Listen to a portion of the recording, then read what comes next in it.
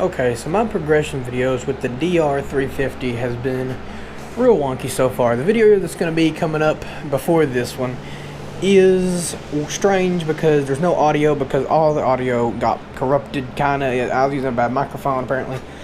So let me just go over what I've done to the bike. Stripped everything off it, put a new front fender on it. I'm going to sand down the old black gas tank. I have started hollowing out these just because I don't want to buy bars for it because it's too expensive, and I have a pair of Renthal fatties that will work. So these mounts are just going to fit fat bars now instead of regular, so they'll just be ground down to they're good, and so are the other mounts. This is what I am assuming is the OEM carburetor for this machine. I'm gonna have to get a new line, I'm sure, for it, because this guy was only using one cable on the double cable spinner. But you can hear the action in there, and it sounds and slides about like you want it to. It's very greasy, so I'll clean that probably with some gasoline or some degreaser. But first I want to take the carburetor apart and see what internal condition we're dealing with, because if the inside's good and the outside's bad, that's good. So one problem you may see is that the screws are stripped. So to compensate for that, I've got one of these. This is an impact screwdriver. So how these work is they're basically just loosen bolts. So when you push down, it turns. So now it's turning right, like it's impacting to tighten it. If you set it the other way, see, when I push down, hope you can see that, the end twists the bolt left or right. So you put this in the screw you're wanting, and I have some different bits here from another impact screwdriver, both courtesy of my grandpa. So, well, actually mine's a little more seized than his is, so we use my grandpa's old really nice tool. We'll just put a bit in it and we'll see which way it's turning. And I can't get this one to work quite right for some reason.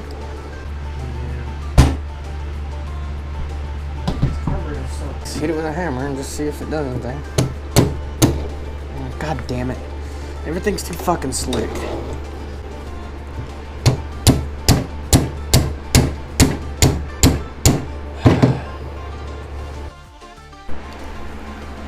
There must be a special place in hell for someone that makes these screws bad. So I'm gonna Dremel them out all into flatheads and then fucking try that. Since the last time.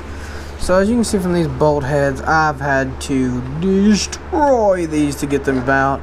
It went to Dremeling really fast. That didn't even work well. And I just got the worst one because I can't even Dremel out a slot to make it a flathead because of this L shape there. But through luck, patience, and praying to our good Lord Xenu, somehow the fucking thing come out. So I've got all the screws now. I'm gonna have to go to my local screw place and get screwed on screws. It's in a vise sitting on my dick, which is fun. Bringing in your dick is one of the most fun things you can do with a fucking vise. Oh, here's the money. Fuck, don't fucking, alright.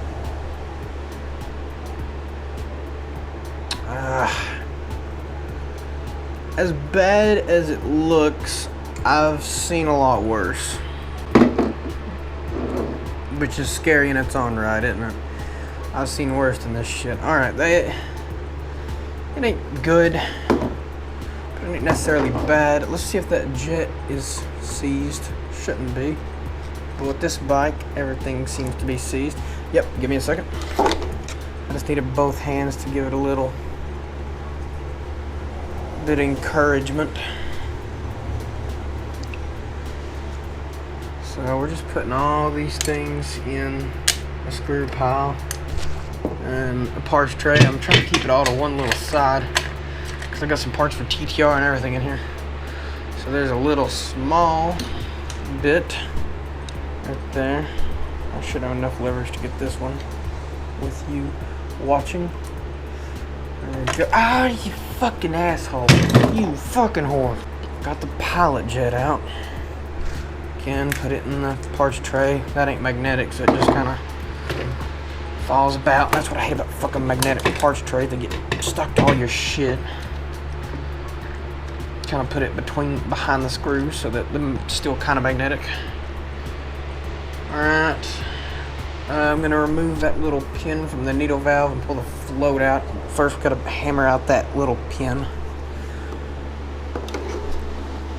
So, if you can see anything from what I'm doing,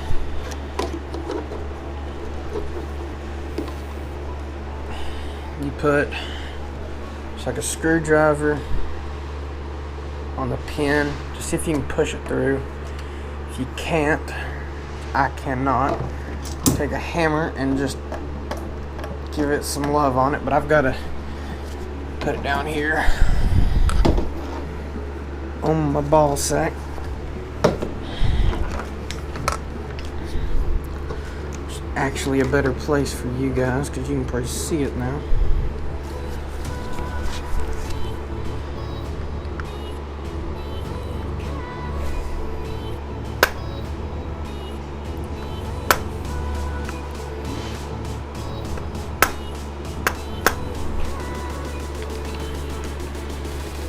What in the name of Jesus?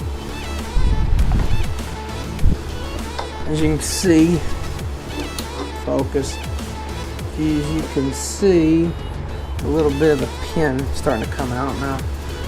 I'm just gonna grab a pair of pliers and grab onto the little lip there. There we go. Be careful.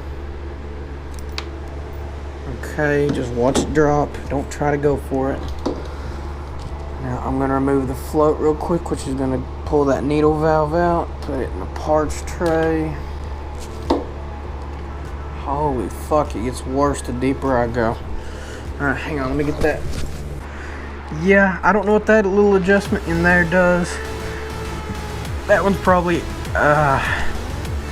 bowl level. Yeah, I think that's bowl level, so how high the gas comes in the bowl, because that's the fuel air adjustment. And I'm going to take this little screw out and see if anything's hiding behind it. If I get a shot of it, cool. If I don't, that's also okay. God.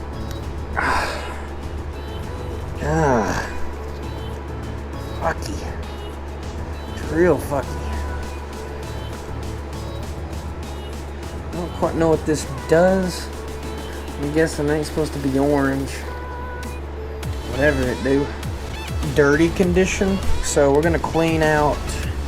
Might even do this off camera because it's really boring. I'm just gonna scrub it with gasoline and not carb cleaner though, because that eats the seals off. So I'm just gonna clean the inside of the bowl, the little jets, maybe some guitar string.